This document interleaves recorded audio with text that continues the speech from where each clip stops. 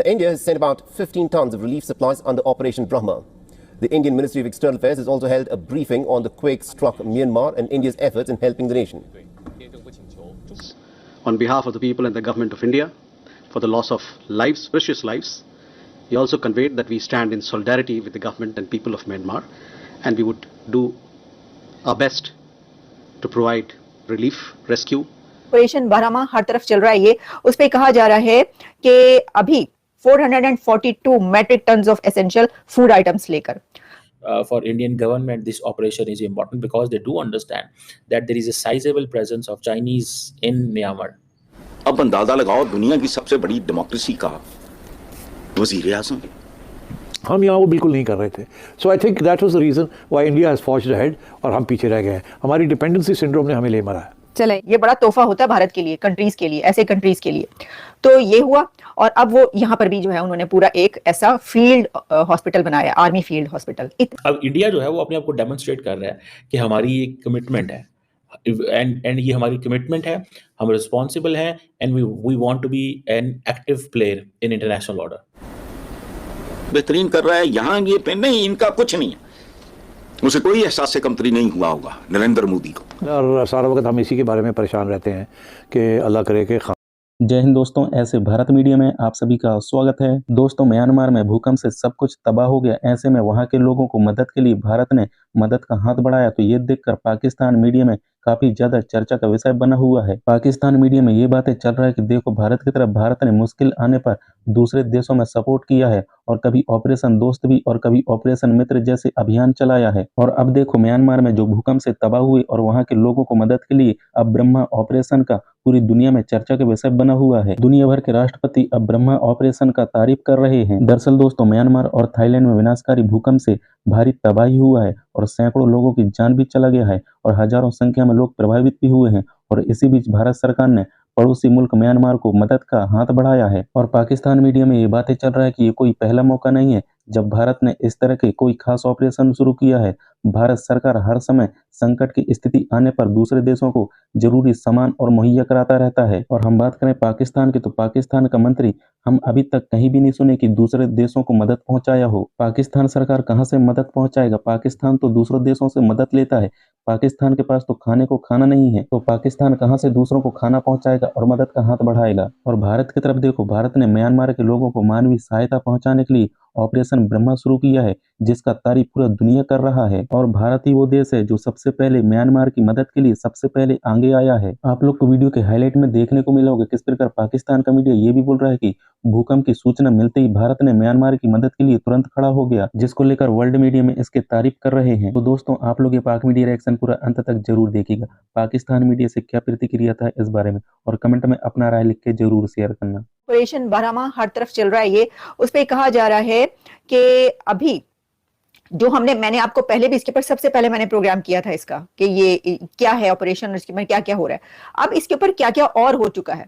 तो जो है शिप INS घड़ियाल डिपार्ट्स फ्रॉम, वो गया है वहां पर 442 metric tons of essential food items लेकर. फिर उसके बाद ये हुआ कि जो Indian army field hospital unit है वो वहां पर बनाया गया. पहले भी एक जगह ऐसी थी कि जहां पर कुछ ऐसी आफत आई थी, कुछ दिन पहले की बात है, फ्यू मंथ्स बैक हमने आपको बताया था. तो वहां पर यूक्रेन में भी और एक और भी प्लेस थी जहां पर जब मोदी साहब गए थे तो वो अपना पूरा जो वो बनाते ना हॉस्पिटल का यूनिट जो कि वो मूवेबल होता है वो लेकर गए थे. ये बड़ा तोहफा होता है भारत के लिए, कंट्रीज के लिए, ऐसे कंट्रीज के लिए. तो ये हुआ, और अब वो यहाँ पर भी जो है उन्होंने पूरा एक ऐसा फील्ड हॉस्पिटल बनाया, आर्मी फील्ड हॉस्पिटल. इतना ज्यादा एड वहां पर भेजी जा रही है भारत की तरफ से. फिर दिस इज अमेजिंग जिस तरीके से भारत ब्रह्मा मिशन के थ्रू ऐसे लोगों की मदद कर रहा है इस वक्त, जहां पर आपको पता है कि क्या कहा जा रहा है इसके बारे में. मैं आपको बताती हूँ. इसके बारे में कह रहे हैं कि ये जो जलजिला वहां पर आया है ना, अर्थक्वेक, इसमें जो एक्सपर्ट्स ने अंदाजा लगाया तो कह रहे हैं कि एक्सपर्ट्स ही कह रहे हैं कि म्यांमार और थाईलैंड में अर्थक्वेक की जो उसकी जो कितना एक्सट्रीम था वो 334 एटम बमों के बराबर उसकी शिद्दत थी. वेल डन इंडिया, क्या बात है.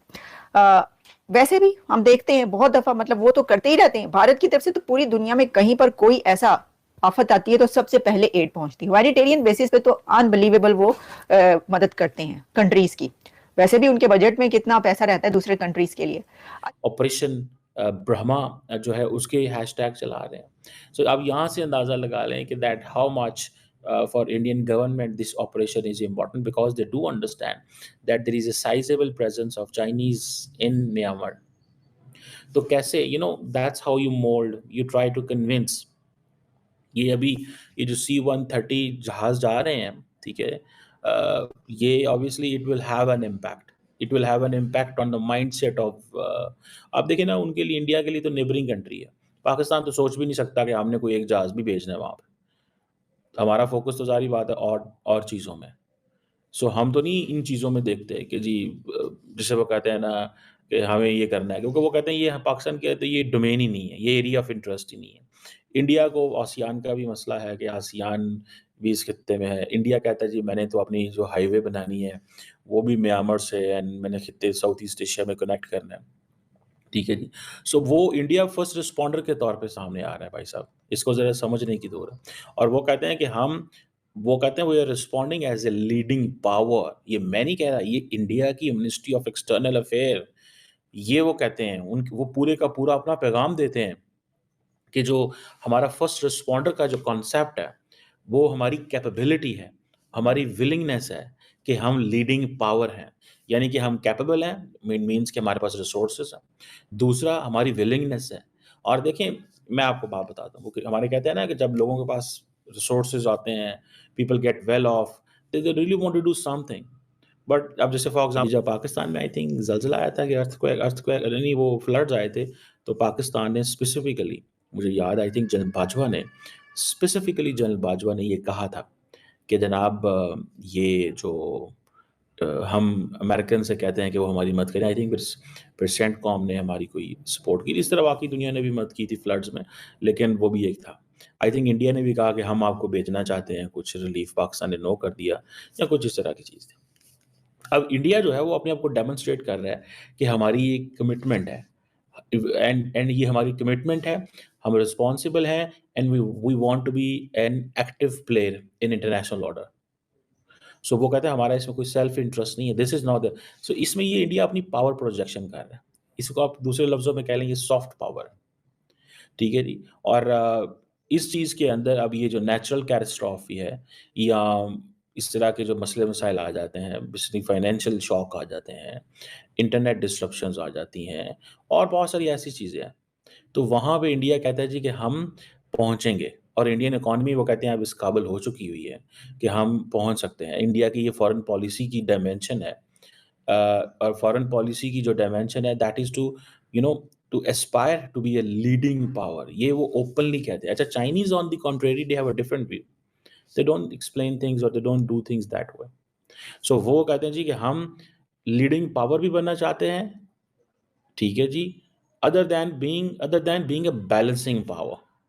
सो हम बैलेंसिंग पावर अपनी जगह पे ज़रूर मौजूद है, लेकिन हमें लीडिंग पावर बनना है। सो ये एक जो ग्लोबल रिस्पॉन्सिबिलिटीज़ है वो कहते हैं हम फुलफिल करें। So we are the first responder, that's India's concept.